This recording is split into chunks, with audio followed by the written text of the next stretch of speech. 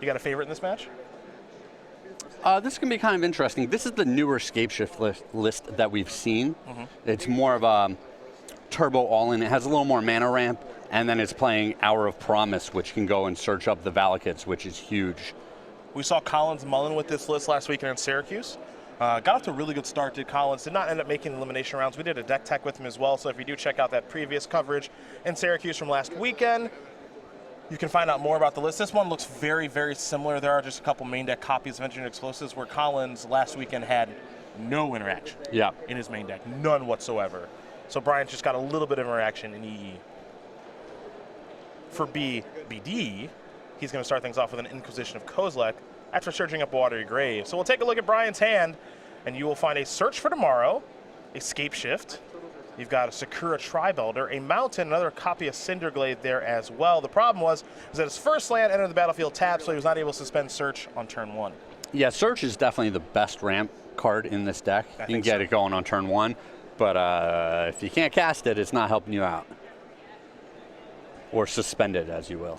Brian's going to be able to take a non-Scapeshift card here. Now, one of the things that's nice about this take on Scapeshift is that things are just very redundant with Scapeshift. You know, the deck has a million ramp spells. It's got Primeval Titans, way to find Primeval Titans there in Summoner's Pack, and it's just going to try to do the same thing every game and do it as fast as possible. Yeah, like you said, almost no interaction in the main deck. It has some sideboard cards that it can bring in, but the main deck is all about kind of fishbowling, just getting to Valakut as fast as possible and winning that way. So Brian taking a long look. He obviously knows what he's up against now. And there goes, I believe, a copy of Explore. It's a different artwork on Explore. Never seen that one before. Yeah, they're always throwing curveballs at us with the art. You got to be ready. I can read the text from here, ish. The second line says draw a card, so I know that's Explore. For Brian, he might be thinking Tribelder, might be thinking Suspend Search.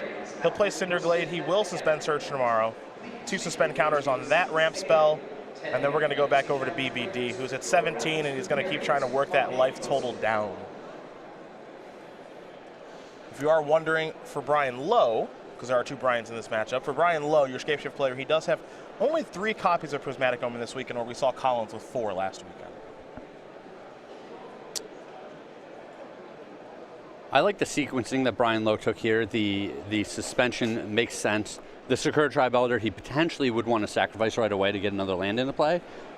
But by doing this, he gets his suspend spell online, and then later he might be able to trump block with the Sakura Tribelder before he cashes it in for that land. We're going to go back over to Brian Lowe for his 3rd turn of the game. Search for Tomorrow is going to come down to 1 counter. And we know about the Mountain, but he's drawn another Mountain, so he'll play one of them. And here is Tribelder. And might have another suspend. We do. So you can see the redundant nature of this deck. Yeah, oh yeah. Ramping is very easy to do. Getting to 6 for Primeval Titan is very easy to do. And getting to 7+ lands for Scapeshift, not very hard to do either. Yeah, and it's this redundancy that is part of the power of the deck. I mean, if you try to pick it apart with discard spells, you're not going to be doing a very good job. No, not at all. And BBD with a slow plotting start here, he really needs to get something online if he's going to fight back against this Scapeshift strategy. One of the problems with the Death Shadow deck is that it deals itself so much damage that when a Valakut comes into play, you only need a couple of lands to finish off the opponent. Yeah, when you're playing against Death Shadow with Scapeshift, you are a 7-land Scapeshift. You're not an 8-land one. It's very easy. Just have to have 7 lands, Scapeshift you, Valakut plus 6 mountains. You're definitely dead. Well, even outside of Scapeshift, it can just be draw and play a Valakut, start ramping into a few more spells, finish off the opponent. Absolutely. If they're at 9, you only need 3 lands after that. Yeah, that's not that. I mean, that's pretty common for them to be that low. That's why you see decks go after Death Shadow with kind of dealing them damage. That's why you see a lot of people like playing Burn. Scapeshift, instead of having to assemble 8 lands, you only have to assemble 7. Or as you mentioned, you can just kind of do it au naturel. Yeah. Which is finding some Valakut, stuff like that, and be okay. Brian going to sacrifice a Scalding Tarn here. Get himself a Steam Vent. So all the colors are online. Oftentimes when you watch a Death Shadow player, they're going to have 2 Watery Graves and then it's Red Source. For Brian, he's got a Blood Crypt, a Steam Vents, and a Watery Grave. So colors are not going to be an issue for your reigning and defending world champion, as he's going to delve into play a Gurmag Angler. And pass the turn back over to Brian Lowe. Search for Tomorrow is going to resolve. Yeah, the Angler was important for a couple of reasons. Obviously, he needs the pressure to kill Brian Lowe as fast as possible, but also it'll turn on any of his counter spells. Stubborn Denial, the ones Craig's talking about there. And Brian has, let's see how many main deck copies here this week. And assuming he, Have we shown up without Stubborn Denials? 3 in the board. 3 in the board. None in the main here for BBD. That's a bit of a surprise. Very used to seeing that card in the main deck. Brian's got a lot more manipulation in his main deck this weekend, though. Yep. 4 Thought Scours, 4 Sleight of Hands, and 3 Serum Visions in his main deck, and a couple copies of Liliana the Veil. So that's why you don't find any main deck copies of Stubborn Denial, as Brian Lowe will play another copy of Secure Tribelder.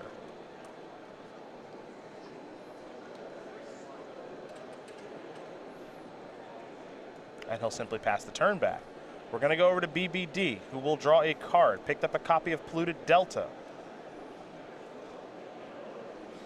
Now, this will be a little bit fascinating because you do wonder if Brian Lowe is going to try to play around Stubborn Denial. Yeah, the card has become so ubiquitous in a lot of these Death Shadow decks that opponents will play around it even if it's not in your deck. See if that's going to change things in this particular game, as we, just like you at home, are working with the information that BBD does not have those in his main deck this weekend. There's a Fatal Push. Brian Lowe will sacrifice the Secure Tribelder, and now he's going to dig out another land, see if it'll be a forest or a mountain here for your Scapeshift player. And he's going to go with a forest. He, of course, wants to make sure he leaves enough mountains in his deck for Scapeshift. Otherwise, things would be a little awkward. Yeah, you need the right amount of density there. He is in a position where after this Search for Tomorrow resolves, he'll be able to go for it if he wants to. BBD is going to come across here for 5 with the Angler. Lowe's going to fall down to 15. The follow-up here for BBD is a Death Shadow. Fatty. Yes, just a 1/1 at the moment, but that could change.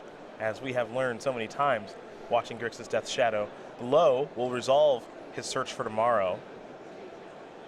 Again, we'll see what land Brian wants to search up here. He's going to go with the basic forest once again.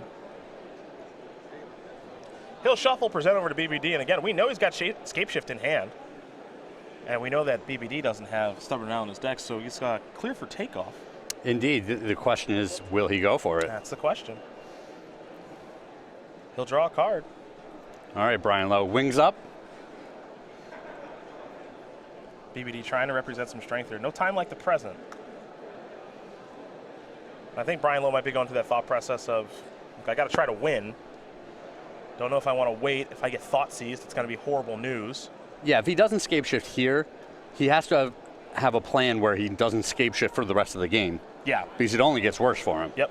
You give your opponent more draw steps to find a Stubborn Denial or a Thought Seize, something like that. You see he's holding it. He's going to play Valakut, and it looks like he is going to go for it here with Scapeshift.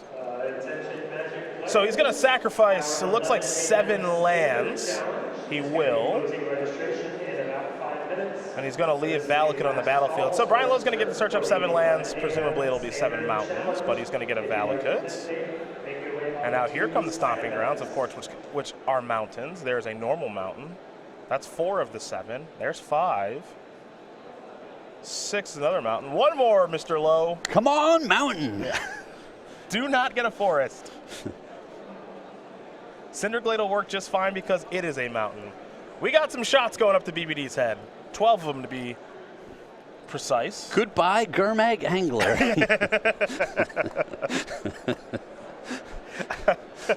And that is going to do goodbye, Gurmag Angler. Yes, indeed. Brian Lowe is going to win game number 1 here over Brian Braun-Duin. Scapeshift very quickly up a game here over Grixis Death Shadow. And now as you take a look at the main deck builds here between these two players, you know, it kind of makes some sense here that Brian Lowe would actually have a good game 1 matchup because he doesn't have to worry about Stubborn Denial at all. Well, yeah, like we said, he doesn't know that, but it certainly is much easier when you just don't have to worry about that card. Yeah. He came to the conclusion that he had to go for it then, which was the right conclusion. Played a spell, won the game. Pretty good feeling. Yeah. To get your day started against the defending world champion. We'll go to the sideboards here. We're going to start with BBD, who's got 3 Ceremonious Rejection, 3 Nihil Spellbomb, 3 Stubborn Denial, 2 Collective Brutality, 2 Kozilek's Return or Terminate, and a Kolaghan's Command. Well, Stubborn Denial's the easy one. Yeah, I think we're going to see that come in, but what else do you like? Stubborn Denial's super easy here. There's a question is, if he has enough mediocre cards that he wants to cut from his deck, we might see some of these other cards that Terminate, maybe the Kolaghan's Command, maybe even just Nihil Spellbomb as a cycling card. in against the opponent. The things he has, all these fatal bushes, he has some dismembers. There's cards that he definitely wants to get out of his main deck. Yeah, plenty of bad cards that BBD can get out of his deck and bring into his deck. As we take a look at Brian Lowe and his sideboard, 3 Anger of the Gods, 2 Nature's Claim, 2 Ancient Grudge, 2 Relic Progenitors, 2 Obstinate Baloth, a Chameleon Colossus, a Beast Within, a Grafter's Cage, and a Reclamation Sage. Yeah, the question for Brian Lowe here is what particular build does he think BBD is on? Because the Obstinate Baloth can just be backbreaking if your opponent tries to uptake Liliana. Very true, even though he didn't see Liliana. He didn't. Yes. Yeah, that's why it's a question of what build he puts BBD on. Sure. So that card can potentially come in. I like Relic of Progenitors a lot against all of the Death Shadow variants, so I can definitely see that card coming in. And then there's a question of if he wants, this flexible removal, like the one Beast Within may come in because he's not sure what to expect. Give me that Chameleon Colossus. Yeah, the Chameleon Colossus can just go beat downs. Yeah, pro black, that's pro Tasker, pro Death Shadow, pro Fatal Push if BBD leaves any copies in. BBD checking to see if he got Lightning Bolt here this week, and he just has 1 pro Lightning Bolt. So Chameleon Colossus just a one of, little fun of, but we might see that coming here for Brian Lowe as well. Players that look like they're just about done sideboarding, going to start shuffling. So we're going to start off our weekend by talking about the StarCityGames.com weekly sale, where until Monday you get to get up to 50% off of select standard staples. That means Gideon Ally, Zendikar, the Scorpion God, Heart of Kirin, and so much more. Go.starcitygames.com/weekly sale. It does end on Monday at 10:59 a.m., but we'll have a brand new one up for you at 11 a.m. on Monday at go.starcitygames.com/weekly sale. Craig, you looking for some standard staples? Is there anything you need to fill out maybe your black-green deck? It's funny that you should say that because I did actually this week fill out my playset of Walking Ballistas. Boom. Bang. There you go. Customer. That's very, very good. That's very nice of you. Yeah, I had 2, and I was borrowing 2 from one of my buddies, and I was just like, this card's really good. It's going to be good for a long time. It's a fairly good Magic card, yes. It's good in many formats. Yeah. Let me just get a couple more of these.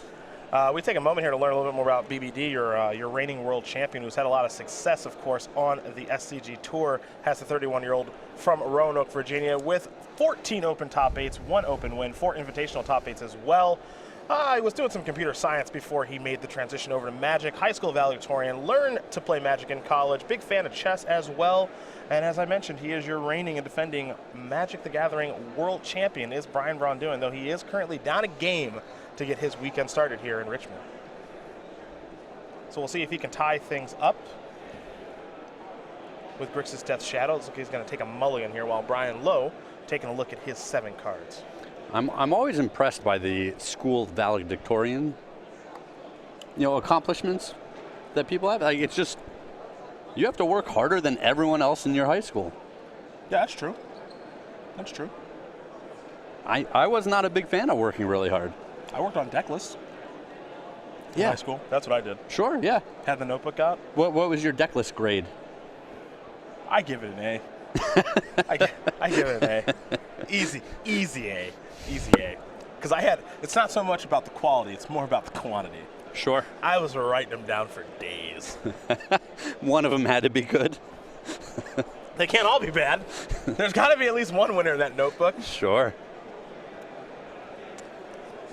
I was taking notes in class, in quotes.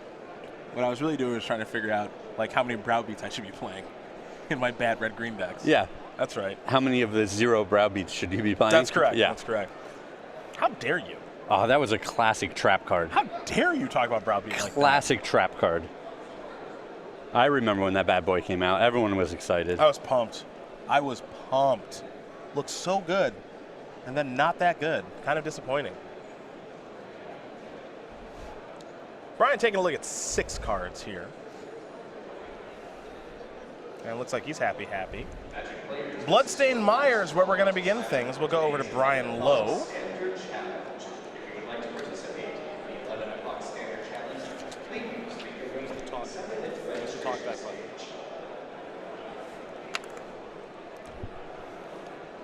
He's going to search himself up a watery grave, while Brian Lowe just started things off with a Valakut, the Molten Pinnacle. My assumption is that Brian Lowe probably has some green mana in his hand, but we'll find out soon enough. It's probably a pretty safe assumption. Some people are reluctant to play Valakut onto the board pretty early. It's an outside case, but occasionally your Valakut gets blown up with something, and then surgical extraction. It can happen. It can happen. Not a ton, but like you said, it is an outside case. It does happen occasionally. We got a Serum Visions here for BBD. Now the card he drew off Serum Visions, it was a copy of Stubborn Denial. An important one is he's going to split the difference on the scry, one on top, one on bottom. And now Street Wraith will cycle, so Brian will draw that card that he kept on top right away. He'll play a land and an island and simply pass the turn back over to Brian Lowe, who will untap that Valakut and draw a card, a forest. What ramp spell do we have? All right, it's a slower ramp spell here in Connie Hart Expedition. Well, you call it slower, but really that thing could be online next turn. Well, unfortunately for Brian Lowe, it got countered by Stubborn Denial, as BBD is going to keep moving forward here for his third turn of the game. Yeah, if Brian Lowe played a fetch land next turn, fetched up another land, and then had a ramp spell of any sort, you know, that Expedition already has 3 counters on it. Well, you see the hand here for Brian Lowe. He's pushing that Obstinate Bailoff forward and wants BBD to select that one with the Thoughtseize. Don't think that's going to happen, Mr. Lowe. But he will maybe select an Hour of Promise or a Primeval Titan. You see the rest of the hand here for Lowe. It's pretty slow with a Windswept Heath and 2 copies of Stomping Ground. Yeah, definitely slow hand, but this hand has the redundancy that we were talking about, where it's hard to just punch a hole in it with 1 discard spell. And BBD already used a very important counterspell early in the game, so you know, he might not be able to deal with all of these threats. He might be on the plan, I got to get something big on the board next turn, maybe even this turn, and just put a clock on my opponent, because I can't just let him ramp up to 6 mana and start casting Primeval Titans. Yeah, the assumption, of course, is by using the Stubborn Denial there on the Connie Hart Expedition, you know, I think that probably has a Snapcaster Mage in his hand, sure, or assumes that he'll draw into one, because he does play 4 copies of the card, and, you know, this deck does get through itself pretty quickly. Be able to find cards. Yeah, you had mentioned he's playing 4 Sleight of Hands, 4 Thought Scours, 3 Serum Visions, and then the 4 Street Wraiths. So this deck has a lot of churn going on.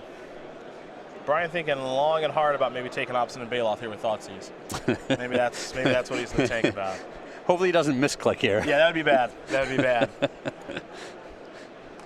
The IRL misclicks. Yeah, never good. Never good. So it's between Titan and Hour. And he's giving this one, again, a lot of thought before he's going to select Primeval Titan finally. Brian, of course, taking 2 to do that. And now he'll just pass the turn back over to Brian Lowe. So Brian Lowe's third turn of the game, he's just going to play a Stomping Ground tapped. Didn't draw a 2-mana ramp spell, so he'll pass the turn back over to BBD. BBD will draw a card. Knows that Obstinate Bailoff will be coming soon. As he plays a Serum Vision, he'll draw a card. Now he'll scry 2. Sleight of Hand, Death's Shadow looks like what he's looking at here. Maybe an Inquisition of Kozilek. Either way, they're both going to the bottom. Now he'll cycle a Street Wraith. Maybe BBD on the hunt for land number 3, though it doesn't appear as though he's found it. So he'll play a Death's Shadow. He'll pass the turn back over to Brian Lowe. Lowe will draw a card. Picked up a copy of Summoner's Pact, it appears.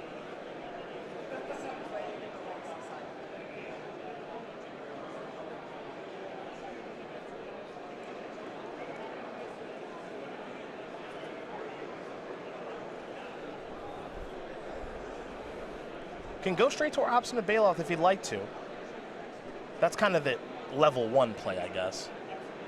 Not sure if he has much else to do, though. Yeah, I think that's just his best option because he doesn't have a lot else going on here. Obviously, he's drawing the Summoner's Pact. He just has to go through the iterations. Do I want to use the Summoner's Pact here, maybe get a Secure Tribe Elder? I'll be able to ramp 1 more. But then he's taking next turn when he would be at 6 mana for the Titan off. I guess the Titan got discarded anyway. Well, he may have drawn another one at this stage, sure, too. But he's just going to play Obstinate Bailoff. Of course, the Stomping Ground's going to enter the battlefield untapped. He takes a little to gain a little, so he's up to 22 as we head back over to BBD, who I believe has at least 1 copy of Liliana of the Veil in hand, potentially 2, but he's just missing that 3rd mana. And if he could have hit that on time, obviously it would have had a huge change on this game. Yeah, BBD being all jammed up on mana is definitely a big deal here. Like you said, it takes the Snapcaster Mage Stubborn Denial play off of the table. He's not able to just cast all the cards that he wants each turn. And this Death Shadow is not very intimidating right now. Well, it might get a little bit more tough because there's a Polluted Delta finally for Brian. Death Shadow right now at 2/2 can become a 5/5 very, very quickly with just the sacrificing of a land. Now again, Brian has to be a little bit worried of Hour of Promise as here comes Death Shadow. Just a 2/2 coming on in, all right. Brian Lowe says, I'm not blocking. I'm not that foolish. Don't want to lose my Obstinate Baloth. Plus I got a little bit of life to work with as BBD is going to sacrifice the Polluted Delta, search of a Blood Crypt, take 3 total damage, fall to 8, and then, as I mentioned, that Death Shadow now 5/5.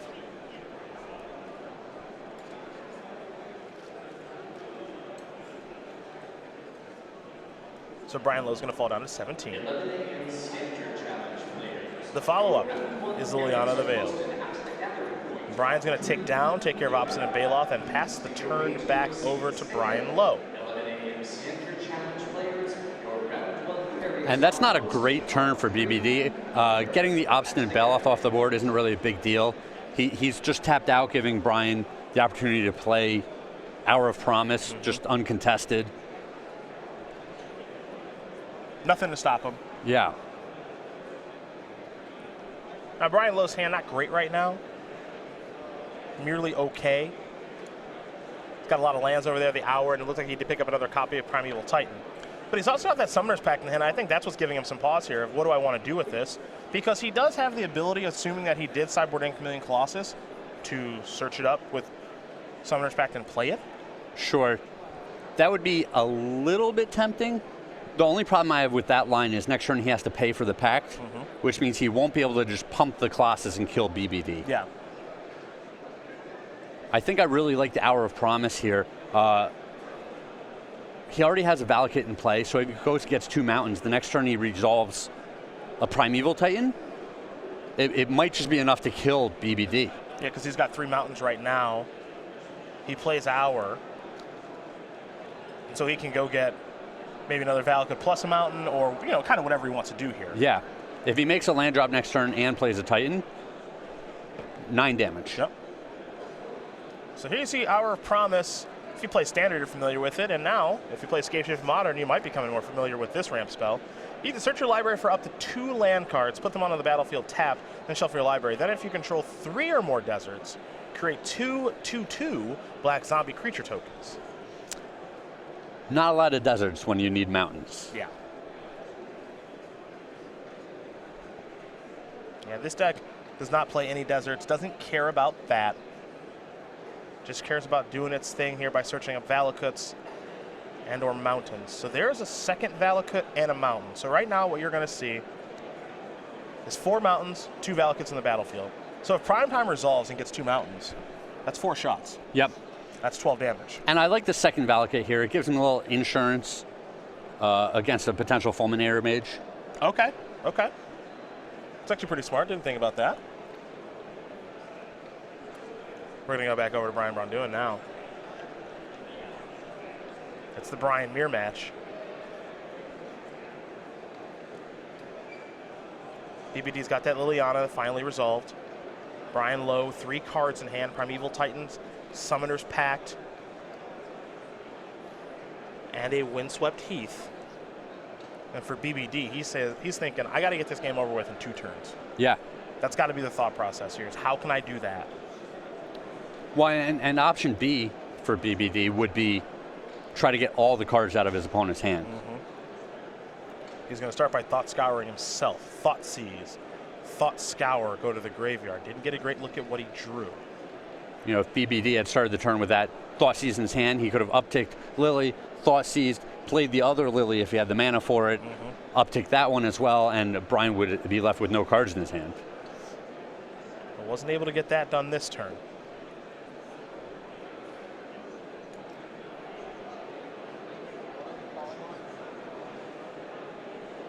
And right now, as Liliana's going to tick up, the one thing that BBD doesn't know is any of the cards in Brian Lowe's hand. Players will discard Kolaghan's Command and Windswept Heath. We'll go to the graveyard. Here comes Death's Shadow for 5. BBD has another copy of Death's Shadow and a Gurmag Angler, and that ain't going to do it, folks. That is not going to do it at all. He does build a nice army, which means he would be attacking for lethal next turn. but he has no idea the cards right now in Brian Lowe's hand. Hour of Promise was the last one that he knew about from the earlier discard spell. Yep. And unfortunately for your reigning world champion, this will be his last turn of this particular game, as Brian Lowe's going to quickly untap. He will draw a card. He will tap 6 mana, play Primeval Titan, and it is time to search for mountains, my friends. 1 and 2. Prime time. That's going to do it. Brian Lowe's going to win this match here over Brian Braun-Duin. 2 games to 0. Scapeshift going to take care of Grixis Death Shadow. And for Brian Lowe, you just beat a world champion, my friend. You are 1-0 here at SCG Richmond.